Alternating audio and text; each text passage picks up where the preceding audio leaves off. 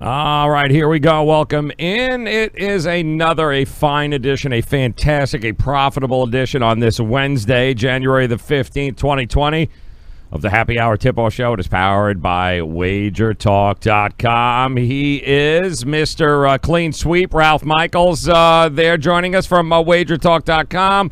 I'm Joe Raineri and College Hoops, guys. It was a good night for the show here yesterday. If you joined us, quite profitable, in fact, as a lot of our best bets all came to fruition. It was a good night. It was a small card, double that here today in College Hoops, but a lot of conference games, Ralph. A lot of the stuff we talked about yesterday remained true. Teams at home in conference play, having no problem not only winning but covering. Teams on the road continuing to have problems in winning games. Maryland comes to mind, Ralph. Still, they just can't seem to get over that road hump. Still looking for that first win on the road.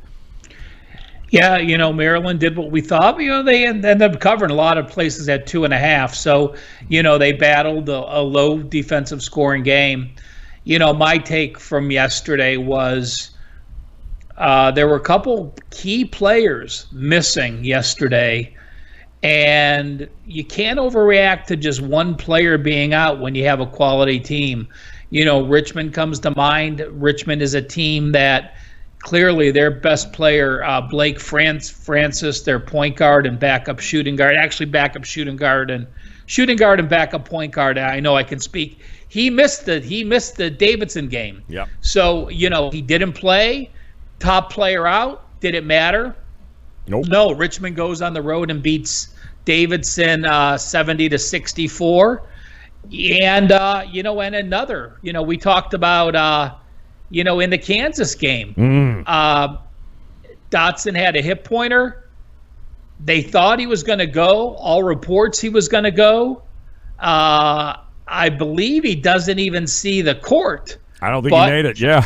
Kansas was coming off the loss. Yep. Playing at Oklahoma, and they still win 66-52, win and cover. Yeah, he did. He didn't play at all yesterday. So two situations where you ask 99% of the people, the best player and a point guard not playing on the road.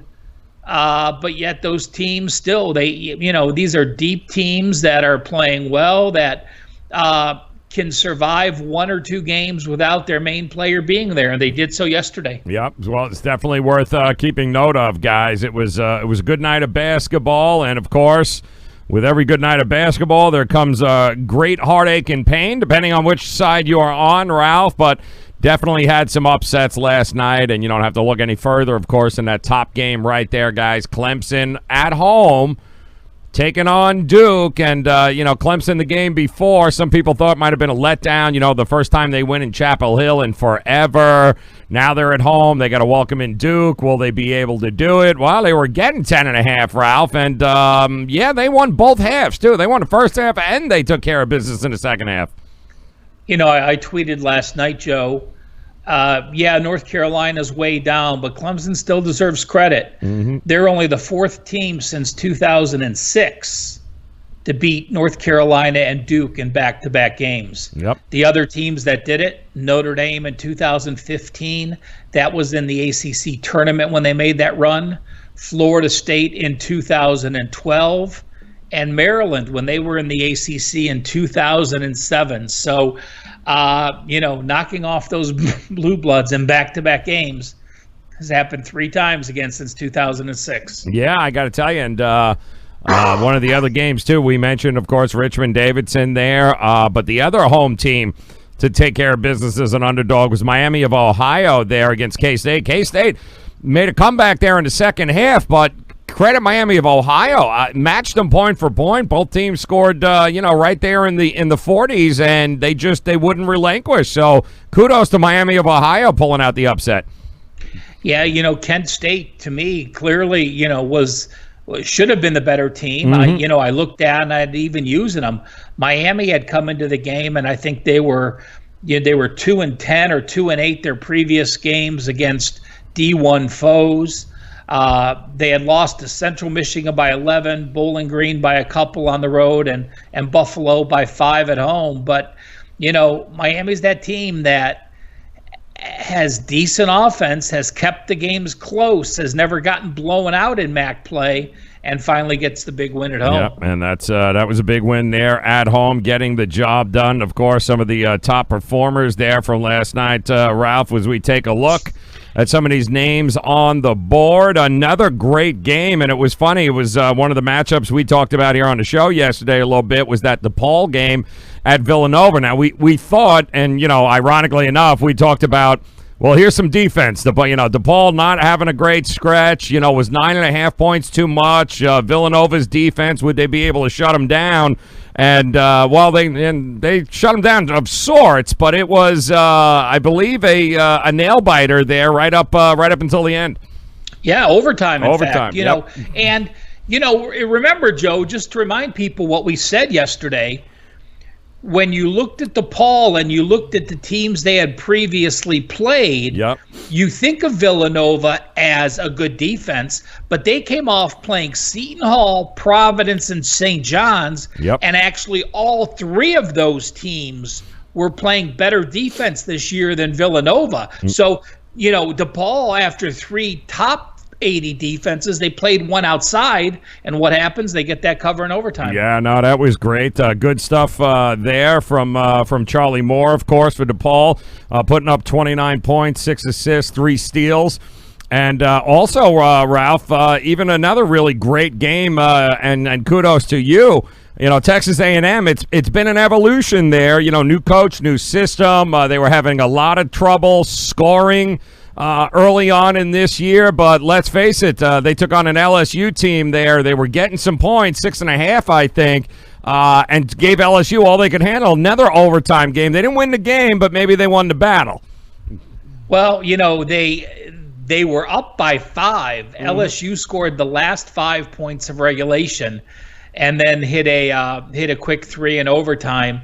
You look at A&M, and they're one of those teams. They lost to Arkansas, but they covered. Then they covered against Ole Miss, and they covered against Vanderbilt, and they covered against LSU. And in my write-up yesterday when I sent it out, I had put in some quotes from Buzz Williams talking about how his defense is very difficult to learn. It takes a season, but his kids are finally getting it. And you're talking about an A&M team that failed to cover their first 7 games this season, and we played against them a few times, then went 2-2 against the spread, covering against Texas and Oregon State.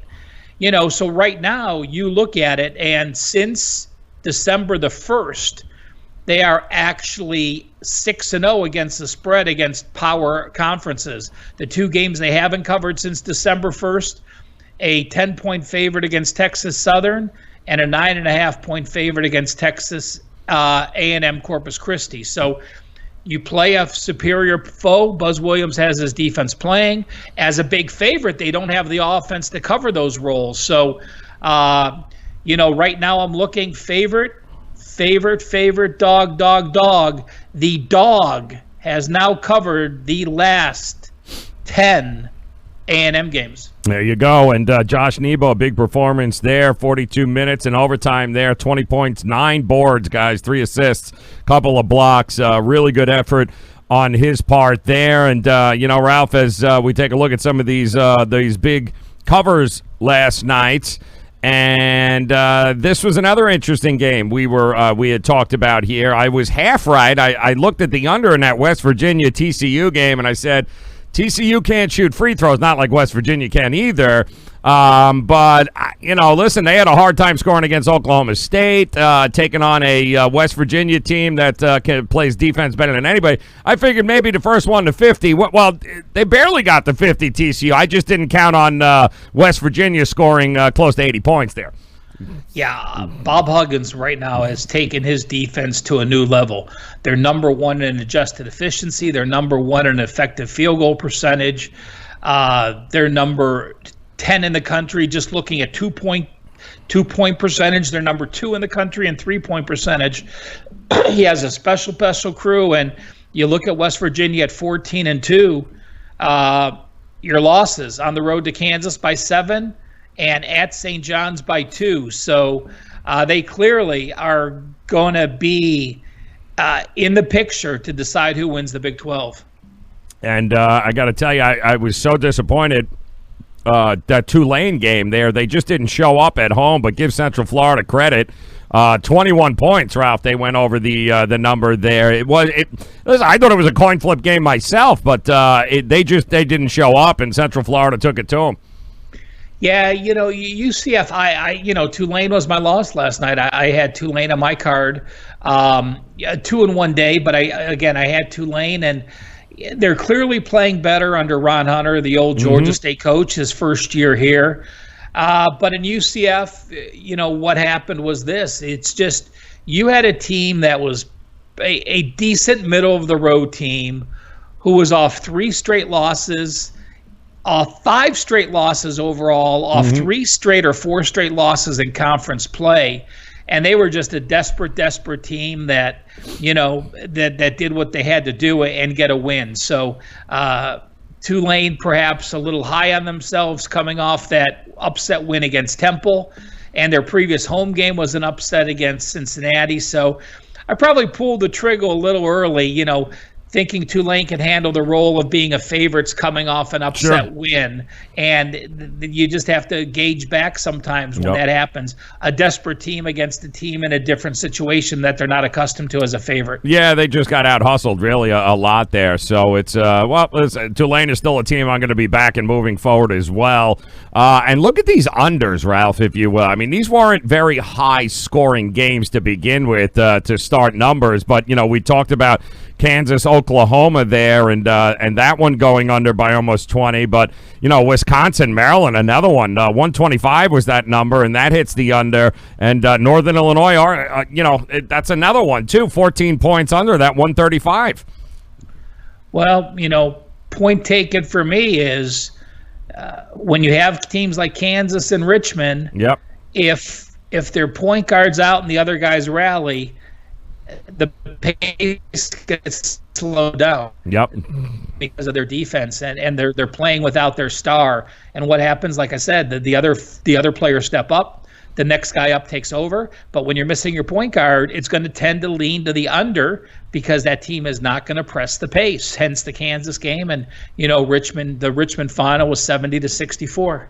Yep, it was a good night all the way around, guys. It's going to be an even better night tonight with 53 games on the card. We'll go ahead and take a look at the market, tell you some of the movers and shakers and some of these great matchups here tonight.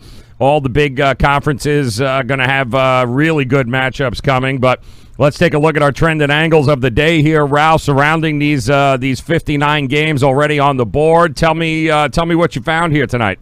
When I say Houston Baptist, Joe, what do you think of? Points. Over. Give me over. Give me 1,000,000 points. The early number on this game was 178. Yep, give me points. That's great. So let's, again, we're always getting new viewers, and some viewers are going to have known this, but Houston Baptist has a very special combination. Yes. Their defense is worst in the country, number 353, and their tempo is number 1 in the country. It's so far this year. Watching them play is honestly, you should do yourself a favor. One time, watch Houston Baptist play. It is the funniest game you'll ever see in your life. 8 times this year, Houston Baptist has allowed 100 points. Yeah. So here's these 2 angles. Has allowed 100, by the way. Allowed 100 is 11-1 over under. They're facing New Orleans tonight. New Orleans is 15-1-1 over under. So the teams are a combined 26-2 over under. I can't. This is going to be a. It's going to be great. So be it. Okay, now to some other basketball. What is New Orleans? What is their tempo? Where are they on? They got to be top 10 too, aren't they? Let's see. What are the Privateers? They've got to be. No, they're 91. They're really? Oh, okay. Yeah. Oh, but their defense is 330. So, Jesus. Yeah, their totals are nowhere near. Let me see what their average total is.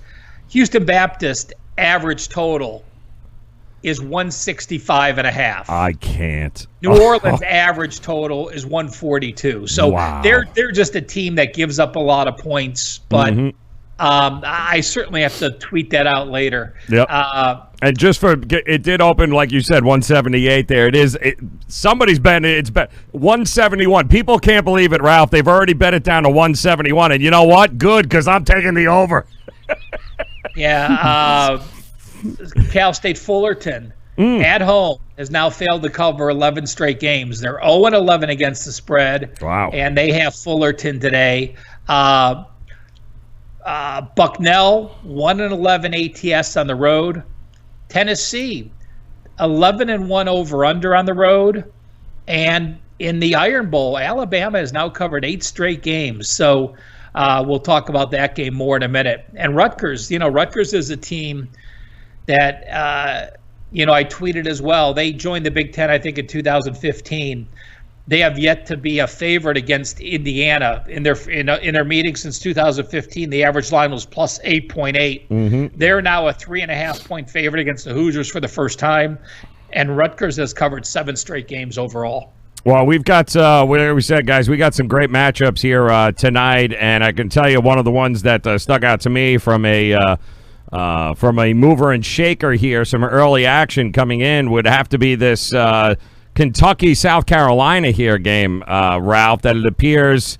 Yeah, there's let me make sure there's some money coming in here towards South Carolina here. It opened up at 6.5, and a lot of that money came rolling right in though, and it knocked down rather quickly here. So it went from 6.5 to 5.5, and it's also obviously one of the very lopsided in terms of ticket percentage, as Kentucky is getting close to 80%, that number we talked about yesterday, 80% of the action, Ralph, but that number is moving towards South Carolina. So there is definitely Kentucky on the road, not the same team as they are at home, and the percentages here, it's the amount of bets definitely on the handle coming in towards on this game, but South Carolina seems to be getting the bigger end of the bets at this point.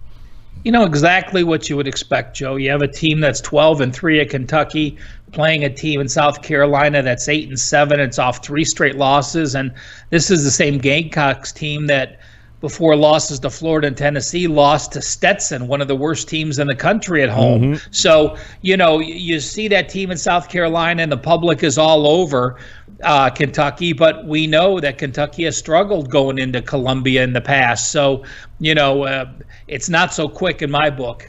Another interesting one, Ralph, and the total here getting an awful lot of love. And, you talked about Houston Baptist in New Orleans tonight, guys, in the 170s. Well, when I mention the word Virginia, it's like nails on a chalkboard if you're thinking about scoring there. Try watching that doubleheader, Houston Baptist, Virginia. Then tell me what you think. Virginia taking on Florida State here, Ralph. This total opened up low, 111, and apparently way too low for a lot of bettors because it's already moved up 5.5, almost 6 points in some places. I'm seeing 115s, 116s here at this particular point here, Ralph. So a lot of love while we anticipate. And listen, Florida State, not exactly a over machine either. Very good defensive team, long, athletic. Listen, if there was ever to be a 100-point game or under 100 this year, Ralph, this could be it tonight. But the bettors, they're banking on an over here, pushing it up to 116. Yeah, Florida State has too good of an offense for a 100 game. And even their tempo. They're in the middle of the road, but their offense is good enough. And they scored 78 against a good Louisville team. And you go back looking at what they did this year.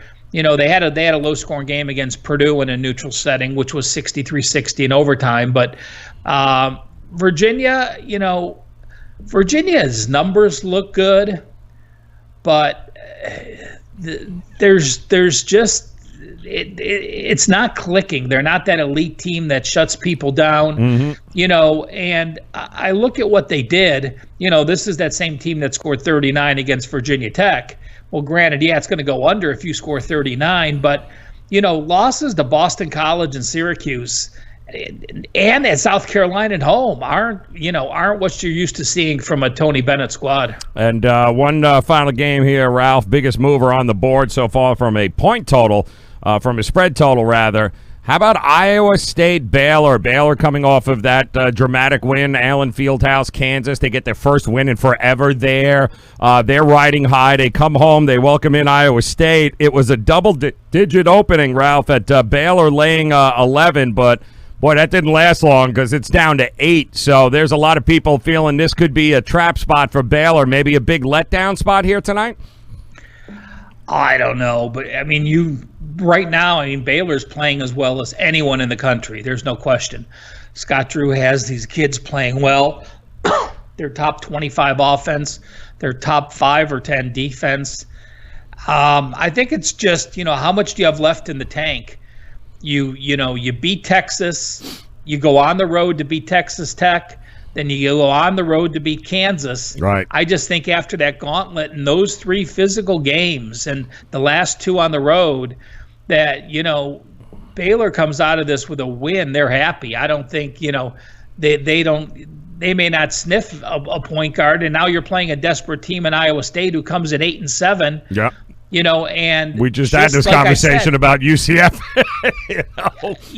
Iowa State, did beat Oklahoma, but prior to that, they lost to TCU and Kansas. Yep. And another, 3 games ago, they lost to Florida A&M at home. Yep. That doesn't happen at the Hilton Coliseum, losing a home game to Florida A&M, nope. Who's, probably a team that's in the 300 rank as well. So, couple situations with those desperate teams. And, Baylor has no reason to, let's say, pound them. They're happy with a win, get out of there with a W and move on and move on to 14-1.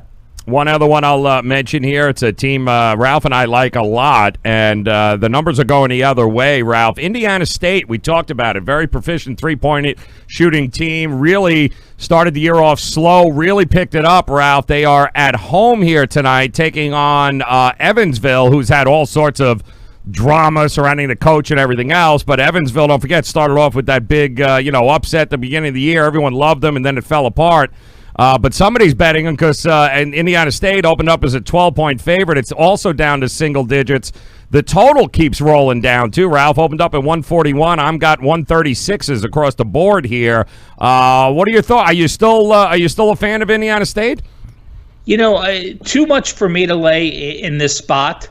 They're coming off an Illinois State win, and they have Valpo on the road. Maybe there's an injury in that game because it's that surprises me that there'd be money on Evansville, as much of a train wreck they've been. Yes. The only game they've been competitive, was an overtime game against Valpo at home. But coming off a 20-point loss to Bradley at home and coming off a 35-point loss to Loyola on the road, this isn't the spot on the road. I would pick Evansville to make a comeback. Like I said, if there is an injury on the Indiana State side, I did not see that. I didn't see it. Evansville's got the injury. Their kid, DeAndre Williams, is out, but that wouldn't help Indiana State in any way, shape, or form. So it stuck out to me. I was wondering if we had known something, but definitely a game worth keeping an eye on, guys, and plenty of opportunities to go dog shopping here tonight on this card. So we'll ask you, Ralph, 59 games on the board. Is there a dog that you circled here that you're looking at? Yeah, easy for me. It's Creighton. Okay. Creighton was a game close to. Are you going to say that I just stole your thunder again? It was a game I had circled, but I won't. I got another one. Go ahead. That's fine. All right. So I just think Creighton. My line is Creighton as a favorite, and I'm gonna take them plus the points and bet them on the money line. There you go. I love that. I got to Ralph. I'm just gonna keep the fade until I see otherwise. I'm taking Texas tonight. Heading to Stillwater, they are, but Oklahoma State is a mess, man. How am I supposed to back a team? They went, 3 of 39 in that last game against the last 2 games. They've scored 81 points, and they're a total of 3 of 39 from deep here. They can't hit water if they fell out of a boat right now, and TCU made them look really bad.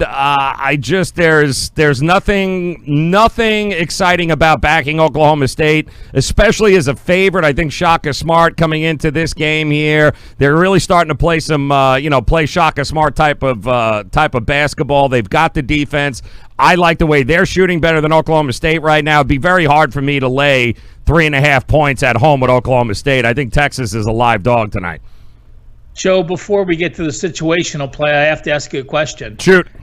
If you're going to fade Oklahoma State on the air, does the alumni check have to go up? You have no idea. Yeah, it's not. I'm going to have to be very selective as to where we play this back. That is for sure. But a lot of the alum that I'm talking to, they ain't playing them either. So I think we're covered over there. Very hard to play a team that scores 81 points in the last 2 games. My word.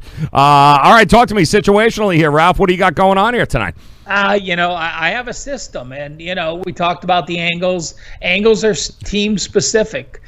Systems are a situation that any team that fits in this situation you could plug in, and you could tell me if you think it makes sense. It's a little harder to figure out than some easy ones, but I like it. Teams that are a home favorite and are off a loss, and they held their opponents to 15 points or less than their expected total. Okay. So what I mean by that is they allowed their opponents 15 points under their delta point allowance. So Rutgers was a 5-point dog against Illinois, and the total was 135. Okay. That means Vegas is saying Illinois will win the game 70-65. Okay. Those 2 numbers add up to the total, and that is the difference in the spread. So the delta number is 70-65. Illinois was held to 54, so that's 16 points under what Vegas expected him to be. So the situation is just this. A home favorite off a loss, which is what Rutgers is, and they held their last opponent to 15 points under the delta points allowed. Okay. In that situation, those teams are 3-33 over-under. Over-under. Yeah, all right, so they never get there then, huh? Never 3 get overs, there. Yep. 33 unders Never the get last 36 times. That is Rutgers and Indiana under the total tonight. Love that. Seeing a total of around 130, guys. So that's definitely a game to keep an eye on for your card tonight, as well as these next 2.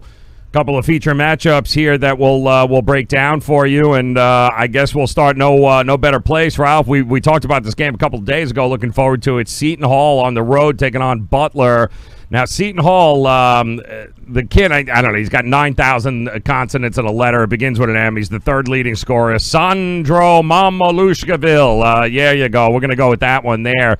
Wrist injury for Seton Hall, but They've gone ahead. I believe they've won, 6 in a row now without him. He's their 3rd leading scorer. So they're 4-0 so far in the Big East, that being Seton Hall, Ralph. They're getting points in this spot against a team that you've been harping on for a while now. Butler is a mid-major here, is not a team anybody is sleeping on.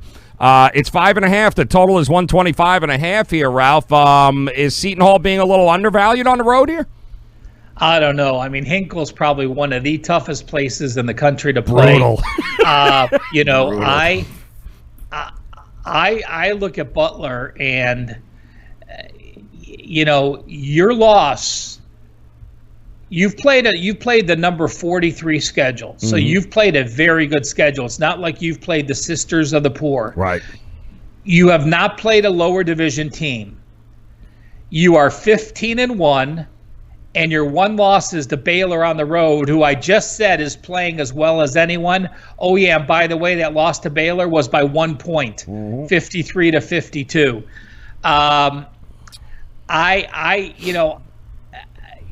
It's a game we have to talk about. It's a game I think Butler's going to win.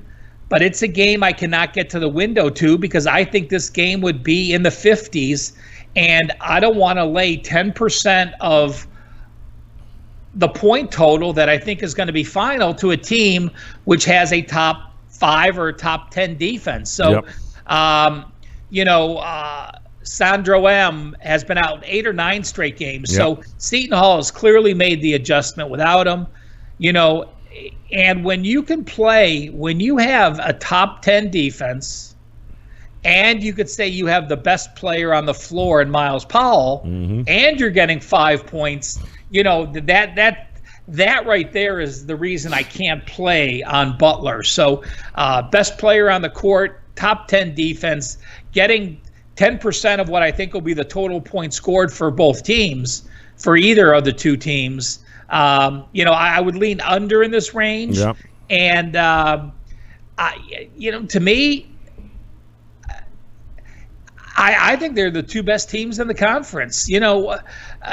Villanova's right there, but and I have Creighton there probably as 4, but I clearly have Butler and Seton Hall as the top 2 teams. So it's going to be a war. I think they know they're the top 2 teams. I think they know Villanova's right behind them, but this really is an early battle for the Big East title.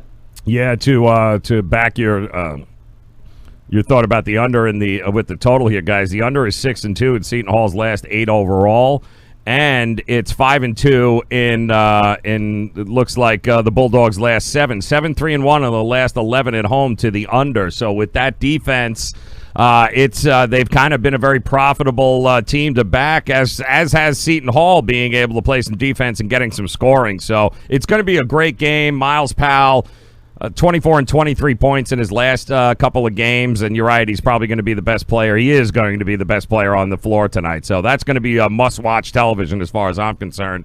And last night, guys, we had a team we told you about, San Diego State. San Diego, yes, the Wales vagina of college basketball. They won again. Now 18-0, guys. 18-0, which means they're still undefeated. There's one other undefeated team, Ralph. Is there not here in college hoops? I believe that team playing tonight.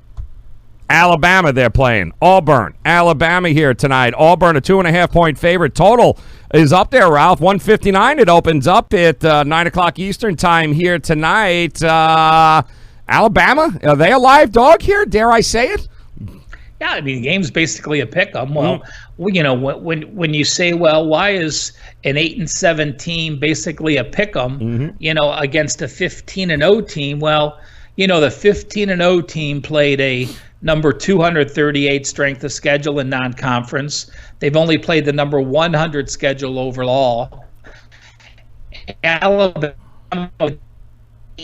non-conference schedule, and right now their strength of schedule is number 17. When you look at Alabama, they lost to Penn in the opener. Now let's remember, they also have a new coach in Nate Oates who came over from Buffalo, who's one of the fastest paced coaches to try to teach these kids new systems. So when they started the season 2-4, losses to Penn, Rhode Island, Iowa State, North Carolina, I have no problems with that. And from that point on, you look at their losses. They went to Penn State, which we know is a top 40 team now. They lost by 2. They went to Florida on the road and lost in double overtime. And then they went to Kentucky and lost by 9. So I have no problems with their losses. All of their losses since the opener, the home opener with a new coach and the first game in the new system was a loss. Auburn, on the flip side, has played 2 road games all season. They played a very weak South Alabama team on the road November 12th. They won by 1 point. Then they did go to Mississippi State and win by 12 on January 4th. I think that after tonight, the Aztecs will be the only undefeated team in college basketball. There you go. You heard it here, guys. No more undefeateds for you, though they are 7-2 against the spread in their last 9 between these two teams. But don't let those numbers fool you. Alabama. Come on, Alabama. Go Crimson Tide. All right, Ralph, let's go. Best bets here. Plenty on the board. Are you double dipping on any of your choices? Have we hit that game yet for you? No, I'll tell you what. There's a lot of games I like that were in the mix. Joe, give yours, and I'm going to pull up and give. Are you damn straight? Because I don't want you stealing mine. So I'm going out with it, all right? Because I know how you are there, Tricky Michaels. We're going Georgia tonight, Ralph. Oh, at come on. Oh, for Christ's sake. We're going Georgia tonight, Ralph, taking on Tennessee at home. And listen, both of these teams are 10-5, and Ralph and I have talked about Georgia in the past. I backed them against Kentucky, which turned out to be a not a great proposition at home, but they are 8-1 at home, and that only loss was to, in fact, that Kentucky team there. And for Tennessee, listen, once they lost their starting point guard there, Turner, it hasn't been great. They're 2-2 since he's gone down. They struggled over the weekend against South Carolina. I think they're trending in the wrong way, and I don't think they've quite figured it out yet. I love Georgia at home in this spot. They have actually played very well this year, again, with that 8-1 record at home. To me, I think that loss of Turner is way bigger than some people might think, and I like Georgia in this spot to be able to get the win at home, Ralph, only laying 2.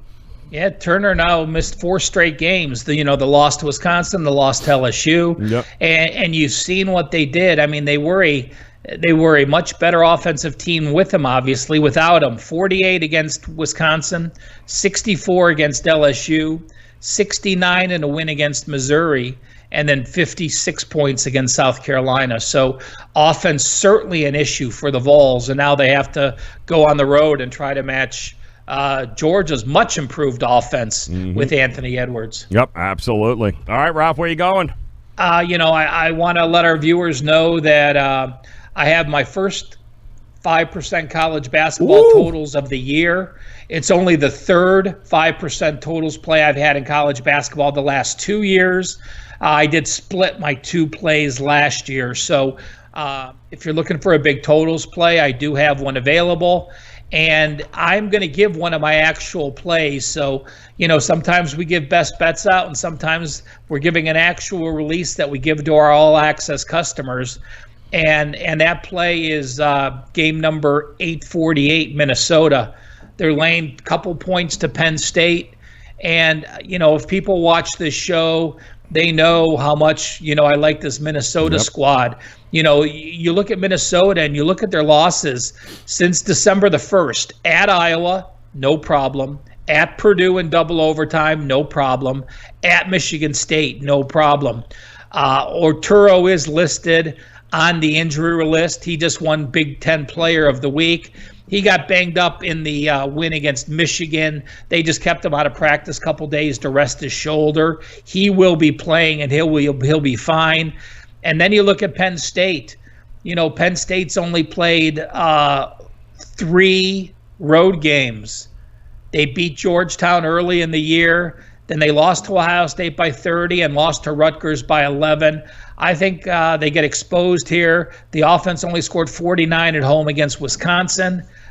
Big physical game against Wisconsin. Now having to go on the road against Minnesota, I like the Gophers. Home is where the heart is, guys, and it's a great place to be for Minnesota tonight too. Penn State 1-4-1 against the number in their last 6, and Minnesota has dominated at home here. Look forward to, I'm with you, Ralph. I'm all over Minnesota in this one as well. So there you got it, guys. Do not forget, Ralph just told you, they don't come around often. When they do, it usually rains money here. 5% totals play tonight at wagertalk.com, courtesy of Mr. Ralph Michaels. So what does that mean? Well, it means stop what you're doing, go over to wagertalk.com, hit the Cal Sports page, and grab the 5% play. Do it tonight here. Totals play, huge card. Hopefully we've given you guys enough information here, pointed you in the right direction to make you very dangerous and profitable tonight, but you can count on being profitable. Go get the totals play tonight, 5%. He don't put them up unless he is that confident with him, Ralph. So listen, good luck with the plays here tonight. I think it's going to be a very profitable evening, and good news is we get to come back tomorrow, break it all down, and look forward to another packed lineup in college hoops tomorrow, Ralph. Joe, talk to you in 23, bud. Good luck, guys. Get to wagertalk.com. 5% totals play today.